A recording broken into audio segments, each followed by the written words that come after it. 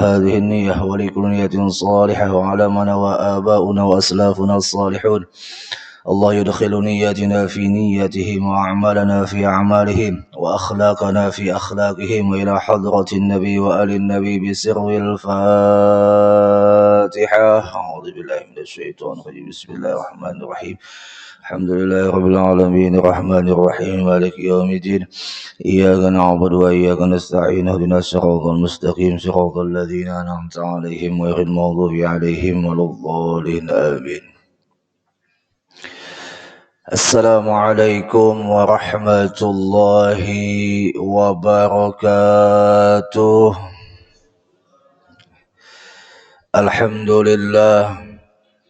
الحمد لله الذي هدانا لهذا وما كنا لنهتدي لولا أن هدانا الله. أشهد أن لا إله إلا الله وحده لا شريك له، وأشهد أن سيدنا ونبينا محمدا عبده ورسوله الذي لا نبي بعده. اللهم صل وسلم وبارك على سيدنا محمد مفتاح باب رحمة الله عدد ما في علم الله، صلاة وسلاما دائمين بدوام ملك الله، وعلى آله وصحبه ومن والاه ومن تبعهم بإحسان إلى يوم القيامة. أما بعد، سبحانك لا علم لنا إلا ما علمتنا إنك أنت العليم الحكيم. لا حول ولا قوة إلا بالله العلي العظيم. نوينا التعلم والتعليم وتذكر وتذكير والنفع والانتفاع والإفادة والاستفادة والحث على التمسك بكتاب الله وسنة رسول الله صلى الله عليه وسلم، والدعاء إلى الهدى والدلالة على الخير ابتغاء وجه الله مرضاته وقربه وثوابه. وقال المصنف رحمه الله تعالى ونفعنا بعلومه في الدارين آمين. فاقتك لك ذاتية وورود الأسباب مذكرات لك بما خفي عليك منها، والفاقة الذاتية لا ترفعها العوارض. Bapak Ibu jamaah majelis Masjid Al-Mu'minin yang sama-sama dimuliakan oleh Allah, menyambung kajian kitab Futuhul Arifin fi Bayani A'malis Salikin daripada perkataan Al-Imam Syekh Ahmad bin Muhammad Ibnu Athaillah As-Sakandari yang telah dihimpunkan atau yang diterjemahkan oleh Tuan Guru Haji Muhammad Sarni di dalam kitab ini. Ujar Imam Ibnu Athaillah, faqatuka laka dzatiyatun. Hajatmu atau harapmu, butuhmu atau pengharapanmu kepada Allah itu bagimu dzatiyatun, merupakan sifat aslimu, merupakan zat ataupun keaslian yang ada pada dirimu. Wa wurudul asbab, dan didatangkan itu segala macam sebab, mudzakiratun lak, sebagai pengingat bagimu, bima khafiya alaik, daripada apa-apa yang tersamar atas dirimu, minha, daripada itu aslinya dirimu. Wal faqatu dzatiyatu la tarfa'uhal awarid, dan kefakiranmu, hajatmu dan harapmu kepada Allah yang merupakan sifat aslimu itu tidak akan bisa terangkat oleh sebab-sebab yang didatangkannya. Nah, di sini Bapak Ibu rahimakumullah wa athabakumullah, menyambung daripada pembahasan ni'matul ijad dan ni'matul imdad pada pertemuan yang telah lewat, di mana Allah hamparkan dua nikmat ini kepada setiap makhluknya, baik secara umum ataupun secara khusus. Secara umum itu merupakan ni'matul ijad, diadakannya ini alam dan makhluk di dalamnya. Sedangkan ni'matul imdad kemarin ada secara khusus, yaitu didatangkannya keimanan, keislaman, dan keihsanan kepada orang yang dipilihnya.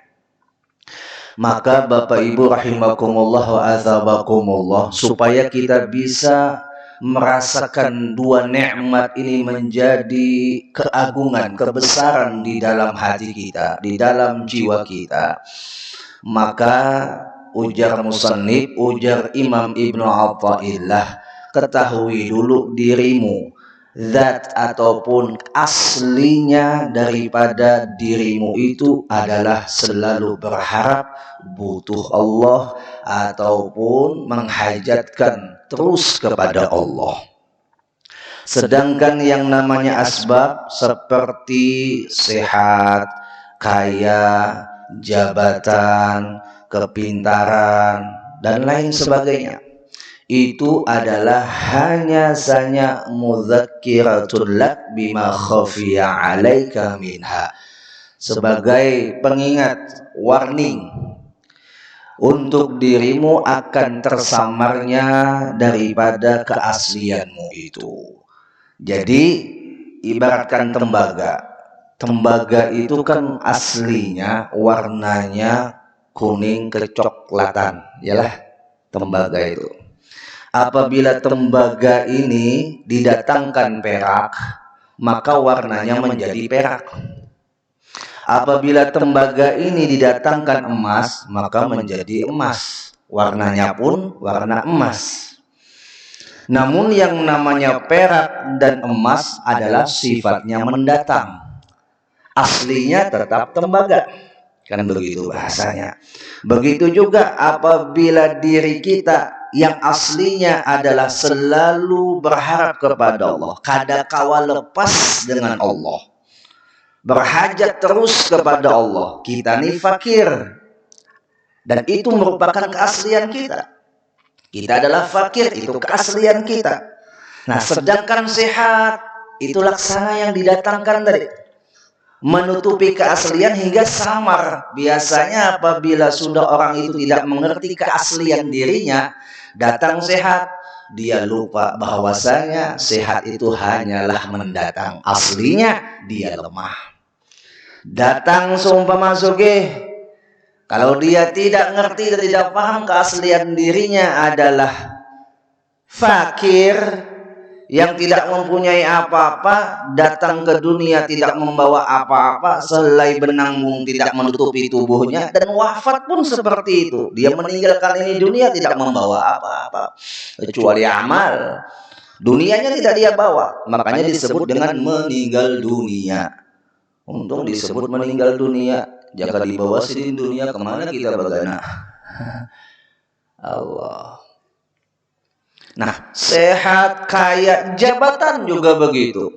Itu hanya polesan ataupun hanya sebab yang didatangkan oleh Allah untuk menutupi keaslian kita. Diuji kita oleh Allah. Ketika didatangkan sehat, masih ingat kada asli ikam itu kayak apa? Ujar Tuhan. Didatangkan pulang yang namanya kekayaan, ikam masih ingat kada aslinya ikam itu kayak apa? Ujar Tuhan. Didatangkan jabatan, duduk di kursi, ya, pangkat yang menggiurkan, yang membuat orang banyak terlena. Nah, diuji oleh Allah, apakah dia ngerti zatiyahnya, keasliannya itu. Apabila dia ngerti, maka dia tidak akan terlena dengan jabatan. Apabila dia ngerti, dia tidak akan terlena dengan kesehatan. Apabila dia ngerti, dia tidak akan terlena yang namanya kekayaan. Karenanya paham, semua itu sifatnya mendatang. Maka apabila sudah paham di sini, insya Allah tumbuhlah sifat kehambaan sejati di dalam dirinya. Yang Allah katakan, ya ayyuhan nas antumul fuqara ilallah wallahu wal ghaniyul hamid. Wahai manusia semuanya, kalian itu fakir, ujar Allah. Kalian itu berhajat kepadaku, ujar Allah. Dan Allah lah yang maha kaya dan maha terpuji. Ya Allah. Kalau kita tarik kepada sejarah,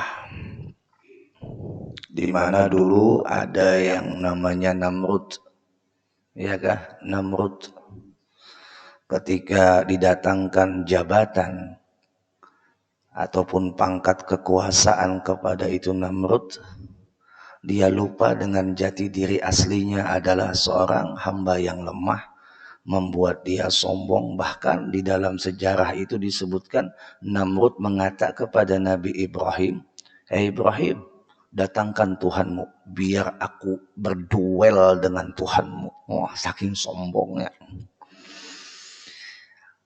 Allah menghinakan ini Namrud sampai akhir hayatnya. Bagaimana cara Allah menghinakan Namrud? Didatangkan seekor nyamuk yang cuma memiliki sayap satu. Sayapnya cuma satu. Masuk ke dalam rongga hidungnya. Sampai akhirnya dia bersin-bersin. Sakitnya minta ampun. Naik itu nyamuk sampai ke otaknya. Digigit oleh nyamuk itu otak si Namrud. Kesakitan luar biasa. Sampai sandalnya seorang dipukulkan ke kepalanya. Saking hendak menghilangkan sakitnya.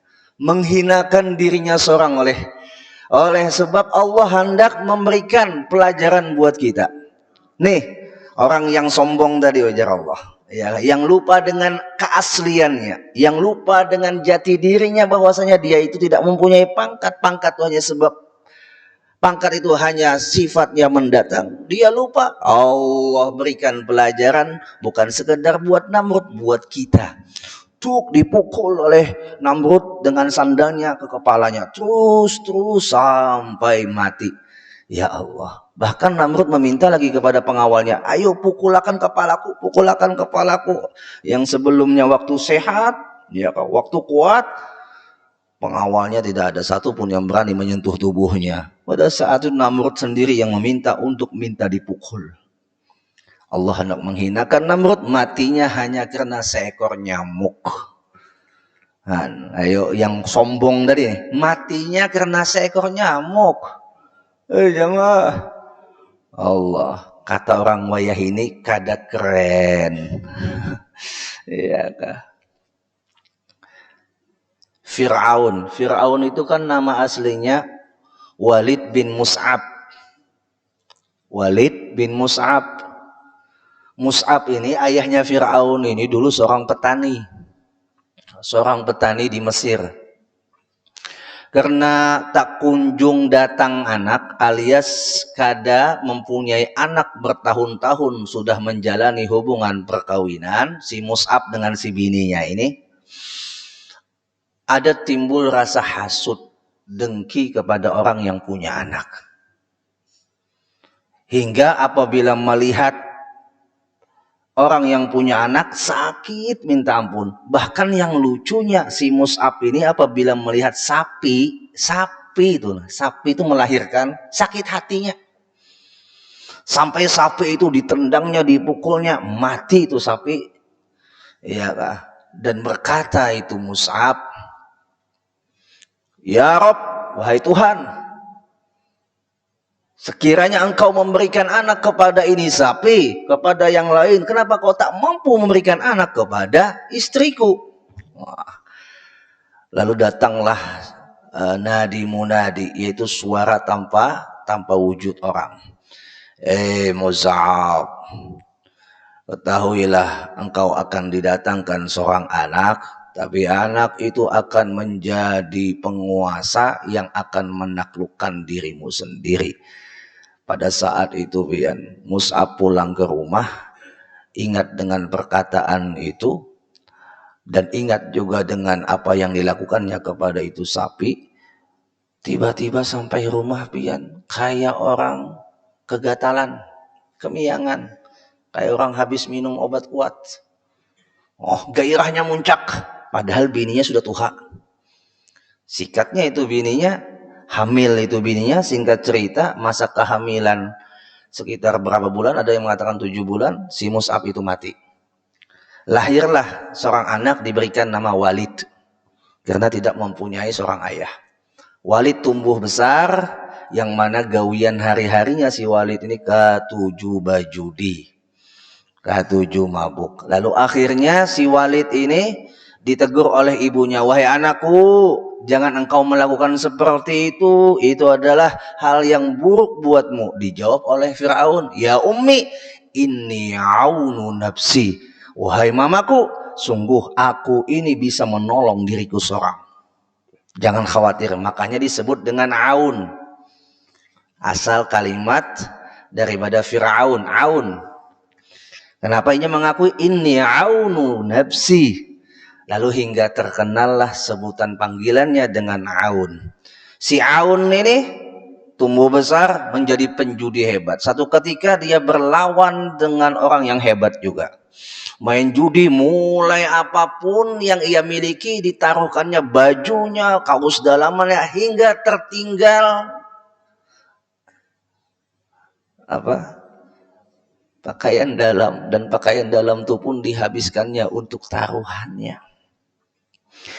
Sudah batilanjang Firaun nutup ini, ya kah, buka.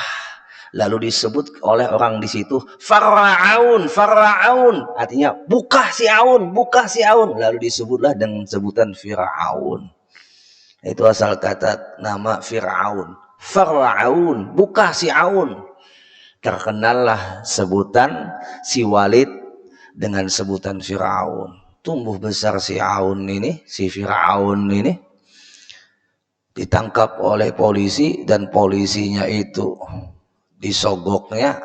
Habis itu mau diangkat menjadi anak oleh polisi pulang, sampai polisi itu mati dia dapat warisan. Singkat cerita, dia dipanggil oleh satu kerajaan untuk menjadi bala tentaranya, jadi pengawal kerajaan itu, hingga akhirnya raja itu dibunuhnya.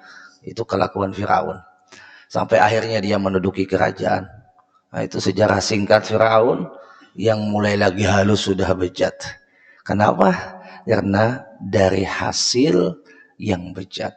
Orang tuanya kan meminta anak dengan cara yang bejat. Ya, hasud dengan apa yang diberikan Allah kepada orang lain. Hasud kepada orang lain yang telah diberikan oleh Allah nikmat diisi anak. Hasud ya. Ya Allah. Nah, akhirnya Bapak Ibu rahimakumullah wa athabakumullah, Fir'aun lupa daratan hingga dia lupa keaslian dirinya, bahwasanya dia daripada tiada menjadi ada, merasa menjadi Tuhan. Tapi Fir'aun tidak pernah mengatakan satu perkataan dia pernah menciptakan matahari, dia pernah menciptakan langit dan bumi, hanya mengakui dirinya yang hebat. Padahal kalau ditarik dengan bahasa ilmu tauhid, Fir'aun sudah jelas dapat diingkari, dapat dilawan hujahnya sebagai Tuhan. Kenapa? Ketika ditanya Fir'aun, hei Fir'aun, apakah engkau menciptakan matahari? Diam Fir'aun. Apakah engkau menciptakan bulan? Diam Firaun. Berarti kalau Firaun kada bisa menciptakan matahari dan bulan, sudah tertolak si Firaun itu menjadi Tuhan. Tapi karena kesombongannya itu Firaun atas dirinya tadi, katanya inni aunu nafsi, sungguh aku bisa menolong diriku seorang. Akhirnya dia berani mengatakan ana rabbukumul a'la, aku adalah Tuhan kalian yang paling tinggi, kata Firaun. Sebabnya apa? Sebabnya dia tidak ngerti, tidak paham keaslian dirinya. Kalau dia ngerti keaslian dirinya, maka tidak akan berani, tidak akan bisa mengatakan dirinya seperti itu, mengatakan dirinya sebagai Tuhan. Di dalam Al-Quran kan disebutkan dalam surah Al-Alaq tuh, kalla innal insana layatgha, sungguh benar, sesungguhnya manusia itu layatgha, sudah melampaui batas. Arwa'ahu istaghna, yang mana melihat dirinya cukup dengan kekayaannya. Ini ditegur oleh Allah kepada orang yang lupa daratan ketika dimilikan atau didatangkan sebab yaitu kekayaan kepada dirinya. Ujar Allah, manusia itu melampaui batas. Jadi kalau sudah orang itu lupa dengan dirinya, itu disebut dengan manusia yang sudah melampaui batas. Memandang dirinya sugih, lupa dengan keasliannya yang fakir, itu adalah manusia yang melampaui batas. Inna ila rabbika ruja'a. Sungguh, ujar Allah, mereka yang melampaui batas tadi karena mengaku kekayaan itulah kekayaannya, dikembalikan nanti kepada Tuhannya Allah. Nah, jadi Bapak Ibu rahimakumullah wa azabakumullah, hikmah daripada perkataan Al-Imam Ibnu Athaillah As-Sakandari adalah pertama, supaya kita itu terus ingat diri. Jadi kalau datang kaya, kada sombong, datang sehat, kada terlena, datang jabatan, kada membuat kita lupa daratan. Dan andai saja itu jabatan ditarik, kekayaan itu diambil, kesehatan itu diambil oleh Allah, dia tidak lagi kaget, tidak lagi takajud. Kenapa? Ujarnya, itu memang ampun pian ya Rob. Tak garing tumbuh di dalam hatinya jiwa kehambaan yang sejati. Ya Rob, sakit yang engkau datangkan, inilah keaslian yang ada pada diri hamba.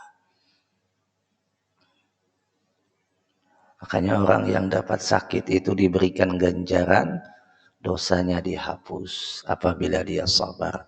Dan apabila dosanya habis sudah dihapus, diberi sakit lagi, maka ganjarannya diangkat oleh Allah derajatnya setinggi-tingginya. Karena di saat sakit itulah dia akan diuji. Apakah dia menerima sifat keaslian dirinya yang lemah, yang tidak punya daya upaya. Ya Allah, ketika bangkrut masalah, yang tadinya punya harta banyak, apapun bisa dibelinya, bahkan hukum saja bisa dibelinya, saking banyaknya bisi duit nih. Hukum dunia bisa dibelinya, bahkan hukum Tuhan pun ya kah dimanipulasinya dengan duitnya. Setelah diambil Tuhan, apabila dia sadar, maka ketika kekayaan itu bangkrut, kekayaan itu hilang, kekayaan itu diambil Tuhan, menjadikan sebab baik buat dirinya. Tapi apabila ditarik oleh Tuhan kekayaan itu, tapi tidak membuat dia sadar, ini yang disebut dengan celaka 12. Ya kan? Celaka 12. Sudah bangkrut, habis itu pulang tidak terima, ya kan? Tidak dapat napa-napa, dunia bangkrut, akhirat bangkrut. Ya Allah, sering-seringlah kita tafakur kepada diri kita yang lemah ini, supaya jangan tumbuh rasa sombong.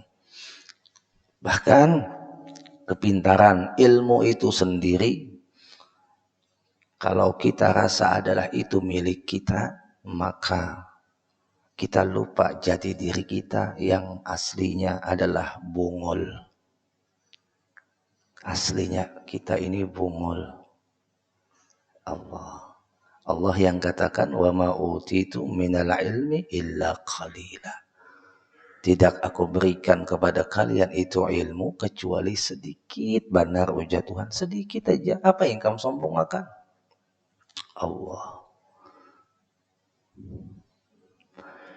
Nah, Bapak Ibu rahimakumullah wa azabakumullah, hingga ketika kita diberikan aslinya kita ataupun zatiyah yang ada pada diri kita, itu adalah tujuan Allah supaya kita pandai mendudukkan diri kita sebagai hamba yang sejati, hamba yang benar-benar hamba, bukan hamba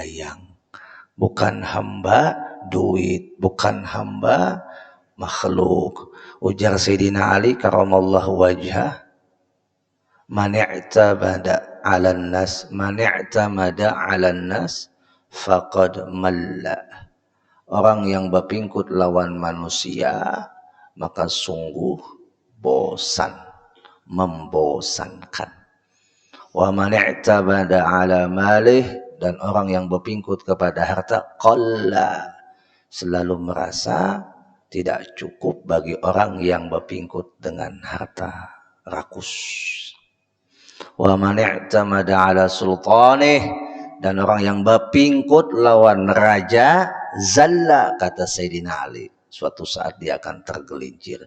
Wa man i'tamada 'ala Allah la malla wala ghalla wala zalla. Orang yang berpingkut kepada Allah tidak akan bosan, tidak akan merasa kurang dan dicukupkan oleh Allah, dan tidak akan tergelincir. Lalu ketika kita berpingkut kepada manusia, berpingkut lawan manusia yang berpingkut lawan Allah. Berpingkut lawan harta, harta yang membawa kita dekat dengan Allah. Berpingkut lawan raja, raja yang membawa kita selamat menuju jalan Allah. Itu yang dipingkuti. Tapi kalau hanya sekedar, maaf, manusianya yang kita ikuti, yang manusia itu tidak berpingkut kepada Allah, maka kita akan mendapatkan rasa bosan. Coba pian lihati, pian tuh kawin 2 laki bini, iyakah? Paling lawas berapa tahun pian merasakan keromantisan itu berapa tahun? Jamaah lakian jujur, lakian berapa tahun? Setahun 2 tahun sudah mulai berubah. Yang tadinya bersayang-sayangan mulai dah bekiau nama besisi, ya kah? Yang tadinya bekiau dengan panggilan romantis mulai dah panggilannya berubah. Kenapa? Itu Allah berikan sudah gambaran bahwasanya berpingkut lawan manusia itu bisa membosankan kalau tidak diikatkan dengan Allah. Jadi cintailah pasangan kita karena Allah, cintailah harta kita karena Allah, cintailah dunia ini karena Allah. Artinya segala apapun yang ada di dunia ini kita tarik kepada Allah, kita ikatkan kepada Allah, kita bawa menuju jalan Allah, maka semua yang fana akan menjadi baqa. Nah, Bapak Ibu rahimakumullah wa athabakumullah, mudah-mudahan Allah mengampuni dosa-dosa kita barataan. Dan kita sudah masuki bulan Sya'ban. Sya'ban itu adalah bulan yang penuh dengan cabang-cabang kebaikan sebagaimana disebutkan. Limadza summiya Sya'ban, kenapa bulan ini disebut dengan bulan Sya'ban? Li'annahu yatasya'abu fihi khairun katsir. Kata ulama, karena banyaknya cabang kebaikan di dalam bulan Sya'ban. Di bulan Sya'ban terjadinya ayat asbabun nuzul, ayat turunnya innallaha malaikatahu, ayat yang berbunyi innallaha malaikatahu yusholluna 'alan nabi.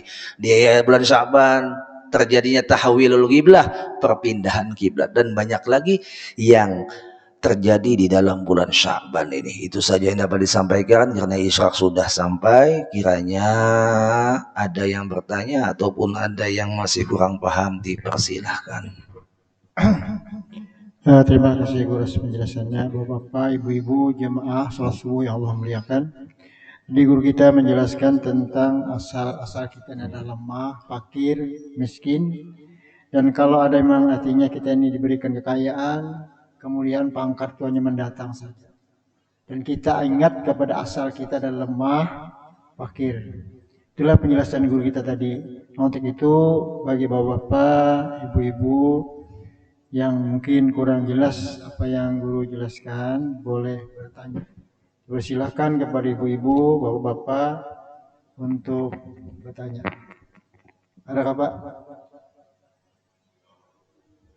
Nah, Ustaz, fadhal Ustaz.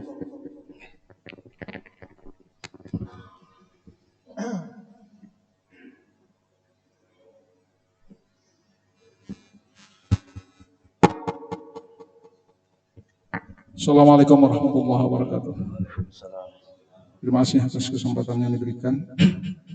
yang kita hormati Bapak Guru kita. Singkat saja ini Pak, kira-kira amaliah yang bagus kita baca ini di bulan Syaban ini dalam rangka persiapan menuju bulan Ramadan. Demikian. Assalamualaikum warahmatullahi wabarakatuh. Amalan bulan Syaban gitu kah? Oh, okay.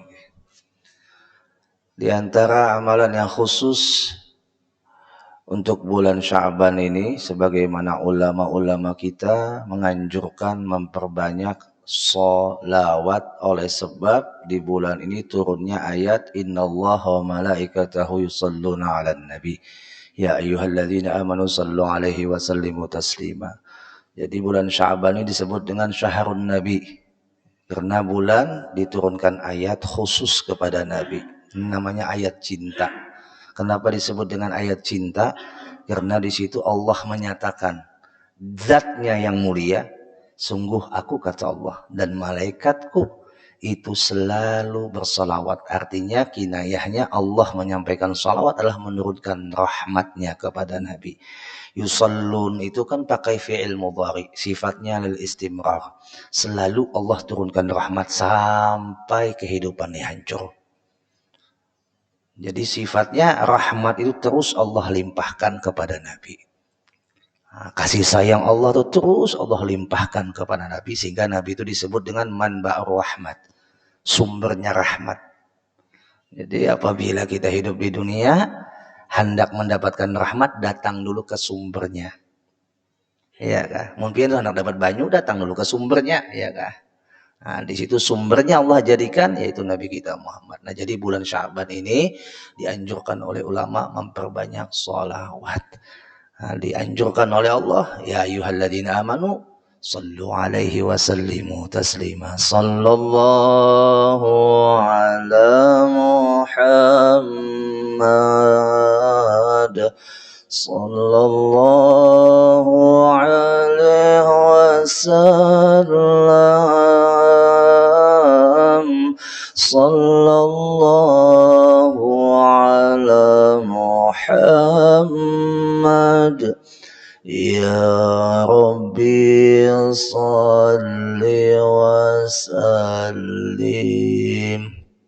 Yang kedua yaitu siap-siap menghadapi nisfu Sya'ban. Di antaranya dengan memperbanyak mahimungi hati keluarga. Jadi memberikan hadiah-hadiah khusus kepada anak bini sebelum tibanya nisfu Sya'ban. Terlebih khusus yang mempunyai kuitan, ayo berikan hadiah yang terbaik sebelum tiba nisfu Sya'ban. Berikan kepada kuitan. Mumpung kuitan masih hidup. Nah, bagi yang kuitannya meninggal, ziarahi. Dan itu merupakan adat kebiasaan orang Tarim. Orang Tarim itu sebelum tibanya malam nisfu Sya'ban, sorenya, asarnya, kan malamnya nisfu Sya'ban tuh. Asarnya mereka ziarah ke makam kuitannya masing-masing. Itu semua orang Tarim. Jadi tidak ada satupun yang tertinggal di rumah itu. Berangkat semuanya ke Zambal, berangkat semuanya ke kubur kuitan masing-masing untuk menghadapi malam nisfu Sya'ban. Supaya dapat ridho kuitan. Karena tidak akan mendapatkan ampunan di malam nisfu Sya'ban kecuali orang itu sudah mendapatkan ampunan dari kuitan. Allah, biar pian menangis banyu mata darah, taubat lawan Tuhan, munya kuitan kadang memaafkan, Allah kadang memaafkan.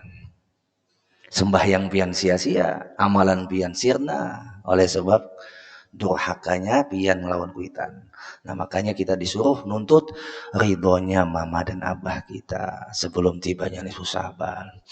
Dan nanti di malam nisfu Sya'ban, insyaallah Allah akan bantu kita untuk memperdapati kemakbulan catatan amal kita setahun, yang kada baik dihapus oleh Allah dan yang baik diterima oleh Allah. Itu mudah-mudahan, amin. Allahumma amin. Insyaallah nanti Jumat akan datang kita bahas khusus nanti sedikit masalah fadilah nisfu Sya'ban wal afu minkum. Terima kasih Guru atas penjelasannya yang bisa jadikan kita modal untuk beribadah kepada Allah Subhanahu wa taala. Mungkin ada yang bertanya lagi, kalau tidak ada mungkin sudah cukup ya, karena waktu kita sudah sampai. Terima kasih Guru, dan Guru dipersilakan untuk membaca doa. آمين يا رب العالمين. بسم الله الرحمن الرحيم. الحمد لله رب العالمين. اللهم صل وسلم على سيدنا محمد الأمين وعلى آله وصحبه وبارك وسلم أجمعين. اللهم ربنا انفعنا بما علمتنا، ربي علمنا الذي ينفعنا، ربي فقهنا وفقه أهلنا وقربة لنا في ديننا مع أهل القتر أنثى وذكر، ربي وافقنا ووفقكم لما ترضى قولا وفعلا كرما، وارزق كل حلالا دائما وأخلا أتقي علما نهض بالخير، ونكفى كل شر ربنا، واصلحنا كل شؤون، واكر برضا من كل عيون، واقضي عنا ربنا كل الديون قبل أن تأتينا رسل المنون، واغفر واستر أن تكرم من ستر، وصلاة الله تغشى المصطفى من الحق دعنا والوفاء بكتاب فيه للناس شفاء، وعلى آل الكرام الشرب، وعلى الصحب المصابيح الكرام. اللهم اهدنا بهداك واجعلنا ممن يسارعون في رضاك، ولا تولينا وليا سواك، ولا تجعل مخلف أمرك وعصر، وحسبنا الله ونعم الوكيل، ولا حول ولا قوة إلا بالله العلي العظيم. صلى الله على سيدنا محمد النبي وعلى آله وصحبه وسلم. الحمد لله رب العالمين. تقبل الله منكم.